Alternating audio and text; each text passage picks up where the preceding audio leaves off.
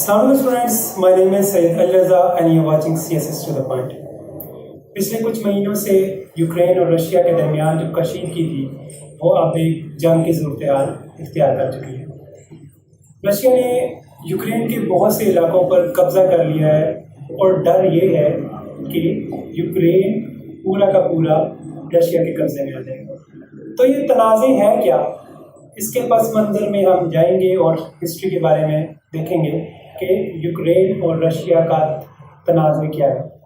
क्या ये तनाज़े 1991 से शुरू हुआ या इसकी हिस्ट्री इससे भी पहले शुरू होती है? 1991 में क्या हुआ था, यूएसएसआर के टुकड़े हो गए और वो 15 कंट्रीज़ में डिवाइड हो गया। उनमें से जो बिगेस्ट थी वो रशिया है, ठीक है, और उन्हीं 15 कंट्रीज़ में से एक कंट्री यूक्रेन भी है। अब यहाँ पे जो सबसे अहम सवाल है वो ये है कि रशिया यूक्रेन के ऊपर हमला क्यों करना चाहता था। पिछले चंद महीनों से वो क्यों अपनी फ़ौजें बॉर्डर पर जमा कर रहा था। इसकी जो सबसे बड़ी वजह है वो ये है कि Ukraine is a matter of strategic importance to Russia. अब यूक्रेन का साइज़ देखें, it's a big country that is right in between European Union and Russia. तो यूरोपियन यूनियन और रशिया को कनेक्ट करती है Ukraine. There is also territorial conflict between Russia and Ukraine. एक territorial conflict भी था जो ईस्टर्न साइड थी यूक्रेन की, उनमें से एक रीजन को कहते हैं डोनेस्क और दूसरा था यूहान्स्क।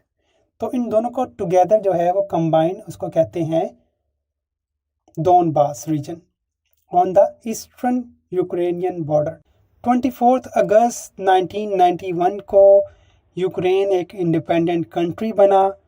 उसमें बहुत से लोग हैं जो ईस्टर्न साइड पे रहते हैं, वो रशियन स्पीकिंग लोग हैं, ठीक है। तो इस वजह से वहाँ पे रशिया का इन्फ्लुएंस भी ज़्यादा है और वो लोग हैं जो चाहते हैं कि यूक्रेन रशिया का पार्ट बन जाए।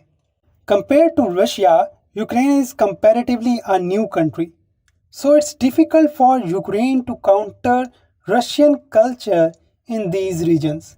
That is why Western liberal democracy is doing that job for Ukraine and giving the ideological support to Ukraine in opposing Russian culture in those regions.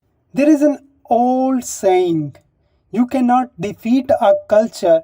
A culture takes hundreds and thousands of years to evolve. It's practically impossible to change the culture overnight or in few years. So it is the same thing for Ukraine. Ukraine और Russia का जो conflict है वो वार में कैसे बदल गया, ये जानने के लिए हमें यूक्रेन के पॉलिटिकल स्ट्रक्चर को पहले जांचना होगा। यूक्रेन की जो पॉलिटिकल पार्टीज़ हैं, they are divided into 3 groups. One is pro-Western, ठीक है, it is pro-NATO, pro-European Union and supports liberal democracy. उसके बाद है दूसरी party that is pro-Russian, that is pro-Soviet culture, liberal नहीं है ज़्यादा और they are Eurosceptic. फिर है तीसरी political party which works for the regional and local interest, ठीक है। इसको पॉलिटिकल साइंस में कहते हैं आइडियोलॉजी ऑफ रीजनलिज्म, ठीक है। ये वो पार्टी है जिसमें कुछ न्यू मेंबर्स हैं, पॉलिटिकल लीडर्स हैं। They want to work for the betterment of Ukrainian people. They don't want to be in between NATO, European countries and Russia, ठीक है। They only want to work what is in best interest of Ukrainian people. अच्छा, फिर हम आ जाते हैं political, इनके presidents हैं from 1991 to up till now 7 presidents आ चुके हैं। 2010 to 14 और इससे ऑनवर्ड जो से है वो हम डिस्कस करेंगे because their tenure was very important. सबसे पहले हम डिस्कस करेंगे Victor Yanukovych who was president of Ukraine from 2010 to 14. He belonged to Communist Party of Soviet Union in 1980s, ठीक है। फिर पार्टी ऑफ रीजन्स थी 1997 में अपोजिशन प्लेटफॉर्म फॉर लाइफ में वो मर्ज हो गई इन 2014।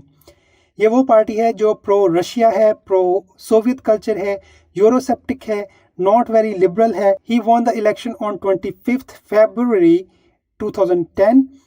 अप्रैल 2010 में signed an agreement with Russia. Yanukovych amended the Ukrainian constitution article 111 on 2011 and 12. Yanukovych faced many corruption charges. फिर 2013 के अर्लीज में Yanukovych and his government was in favor of signing European Union Association Agreement. फिर 21 नवंबर 2013 को Yanukovych and his government suspended the signing of European Union Association Agreement. That started a countrywide protest in Ukraine. That was the start of Euromaidan movement in Ukraine. Ukrainian people were holding signs saying Ukraine is Europe. फिर 16 जनवरी 2014 को Yanukovych and his government passed anti-government protest law. फिर क्या हुआ? 21 फरवरी 2014 में Yanukovych and his government signed the agreement on settlement of political crisis in Ukraine. और फिर 22 फरवरी को 2014 को Yanukovych and some of his government officials fled Ukraine because the condition in Ukraine was very much disturbing। ठीक है, बहुत सारे protest हो रहे थे। They had to fled the country। अच्छा, फिर 7 जून 2014 को नए प्रेसिडेंट आए petro Poroshenko. He was pro western, he was pro NATO, इस वजह से वो काफ़ी मशहूर थे। 16 मार्च 2014 को Ukraine lost Crimea to Russia. Ukraine का जो ईस्टर्न बॉर्डर है वहाँ पर दो रीजन्स, दोनेस्क एंड लुहांस्क, जिसको दोनों को मिला के कहते हैं डोनबास रीजन। वहाँ पे Russian forces were supplying arms to the rebels और these rebels fought against Ukrainian army and they pushed them from these regions। फिर क्या हुआ जी? मिन्स्क एग्रीमेंट साइन करवाया गया, लेकिन 5 सितंबर 2014 को मिन्स्क एग्रीमेंट फेल हो गया। उसके बाद 12 फरवरी 2015 को जो मिन्स्क एग्रीमेंट 2 साइन करवाया गया था, दैट फेल्ड 2। और फिर ये हुआ कि इन दो रीजन्स में दो एयरपोर्ट थे, एक लुहांस्क में था, एक दुनेस्क में था। ठीक है, इन दोनों एयरपोर्ट्स, इंटरनेशनल एयरपोर्ट्स को बंद कर दिया गया था। फिर ये रशिया पे इल्ज़ाम लगाया जाता है कि surface to air missile system जो सा है वो प्रोवाइड किया गया इन रीजन्स को, and they shot Malaysian airplane MH17। ठीक है, that was over Ukraine's air space. ठीक है, और उसको गिरा दिया गया। फिर इसके अलावा बहुत सारे इल्ज़ाम लगाए जाते हैं कि कुछ और एरोप्लेन्स भी जो गिराए गए थे। The missile that were use was Russian missiles.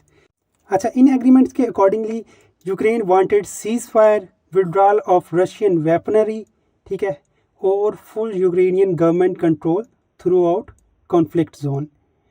लेकिन यूक्रेन की ये जो डिमांड्स थी रशिया ने कबूल नहीं की। रशिया की सबसे पहले डिमांड ये थी कि आप पहले डोनबास रीजन को ऑटोनॉमी दें। फिर 2019 में नए प्रेसिडेंट आ गए, वोल्डीमिर ज़ेलेंस्की। ठीक है, he was the member of servant of the people party. He was pro western, pro NATO, pro European Union. ठीक है, अब Ukraine has to grant self governing status to the territories of Donbas region only after conducting local governments. और Ukraine की क्या demand थी? Complete cease fire and withdrawal of all Russian troops and weaponry from the conflicted region. लेकिन Russia चाहता था कि पहले इस रीजन को ऑटोनॉमी प्रोवाइड की जाए, यहाँ पर इलेक्शंस हेल्ड किए जाएं, फिर बाकी चीज़ें हम करेंगे। अब उन्होंने ऐसा क्यों कहा था? क्योंकि no pro Ukrainian political party will have the chance of winning election in Donbas region. ठीक है, it's controlled by pro Russian political parties. इस वजह से रशिया ने ये डिमांड अपनी रखी। तो ये आखिरी जो 3 प्रेसिडेंशियल टेन्योर हैं ये बहुत इंपॉर्टेंट हैं यूक्रेन और रशिया के कॉन्फ्लिक्ट को समझने के लिए। तो ये था रशिया और यूक्रेन का कॉन्फ्लिक्ट। अब यहाँ पे सवाल ये पैदा होता है कि पाकिस्तान किस ब्लॉक का हिस्सा बनेगा। इमरान खान ने कहा कि we won't be part of any bloc any more, ठीक है। लेकिन at international level, even if you don't like it, you will be force to take sides.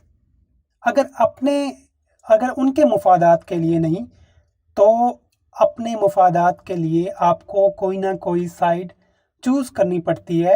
It's not at all possible to be neutral. और फिर strategic interest को pursue करने के लिए you will end up taking sides eventually. अब अगर Pakistan Russia और China bloc का हिस्सा बनता है तो सी पैक प्रोजेक्ट्स चल रहे हैं, गैस पाइपलाइन का जो प्रोजेक्ट है रशिया के साथ उसका मुआहिदा हुआ है। उसके अलावा अगर हम इनके ब्लॉक का हिस्सा बनते हैं तो क्या IMF हमें बेल आउट दिया करेगा? This is an interesting question. उसके बाद अगर हम US का पार्ट बनते हैं, अगर हम वेस्टर्न साइड को चूज़ करते हैं, उनको सपोर्ट करते हैं, तो क्या चाइना अपना सी पैक प्रोजेक्ट कंप्लीट करेगा? क्या चाइना को बुरा लगेगा? और can we really depend on IMF and US who often leave Pakistan in their difficult situations? Can we really trust them? So this is an important question for our politicians to decide कि हमारी foreign policy क्या होनी चाहिए। If we were to choose sides, then हम कौन सी side choose करेंगे? ये एक आम सवाल है। इसके साथ ही आज का लेक्चर ख़त्म होता है। जज़ाकल्लाह।